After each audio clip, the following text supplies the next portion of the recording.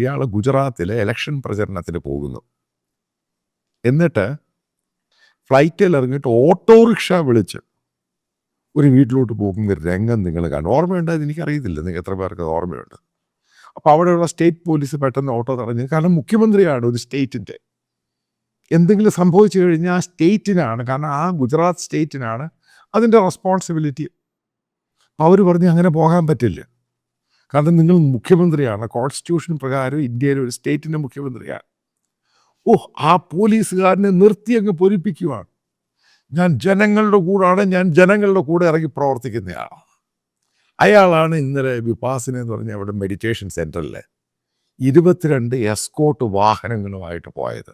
വേറെ കാര്യം പറയാം, ഇയാൾ ഡൽഹി കാണിച്ച പരിപാടികൾ ഏറെ നേരത്തെ. അതായത് ഇയാൾ ഒരു വാഗണാർ കാറായിരുന്നു. അപ്പോൾ ആ സമയത്ത് ഇപ്പോൾ അവിടുത്തെ പോലീസും അവിടുത്തെ സീനിയറായിട്ടുള്ള ഓഫീഷ്യൽസും ഈ കേജ്രിവാളിനോട് പറഞ്ഞു, നിങ്ങൾ ആ കാർ നിങ്ങൾ മുഖ്യമന്ത്രിയായിട്ടിരിക്കുക, ആ കാർ ഉപയോഗിക്കരുത്, കാരണം അത് ബുള്ളറ്റ് പ്രൂഫ് കാറല്ല, സെക്യൂരിറ്റി ഇഷ്യൂ ആണ്. ഇന്ത്യയുടെ ക്യാപിറ്റൽ സിറ്റിയുടെ ആ സ്റ്റേറ്റിൻ്റെ മുഖ്യമന്ത്രിയാണ്. കാരണം ഇവരുടെ ഇത് സംസാരിക്കുമ്പം ഈ കേജ്രിവാളിൻ്റെ പാർട്ടിക്കാരോട് മൊബൈലിൽ ഇതെല്ലാം പിടിക്കാൻ പറയും, എന്നിട്ട് അടുത്ത ദിവസം സോഷ്യൽ മീഡിയയിൽ ഇടാൻ പറയും. അപ്പോഴും പോലീസുകാർ പറയുവാണ്, ഇയാളെ കാലയെ പിടിച്ചാൽ പറയുന്നത്, നിങ്ങൾ സെക്യൂരിറ്റി അക്സെപ്റ്റ് ചെയ്യുക, എനിക്ക് സെക്യൂരിറ്റി വേണ്ട, ഞാൻ ജനങ്ങളുടെ കൂടെ പോകും, എനിക്ക് സെക്യൂരിറ്റിയെ മുഴുവനും മാറ്റി നിർത്തുക.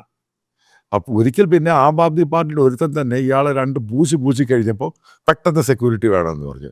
വേറെ ആരുമല്ല, ആം ആദ്മി പാർട്ടിയുടെ ആൾ തന്നെ ഇയാളുടെ മുഖത്ത് മഷി ഒഴിക്കുക, അട്ടിക്കുകയും ചെയ്ത് കഴിഞ്ഞപ്പോൾ ഇനി ഇയാൾ പെട്ടെന്ന് സെക്യൂരിറ്റി വേണമെന്ന് പറഞ്ഞു.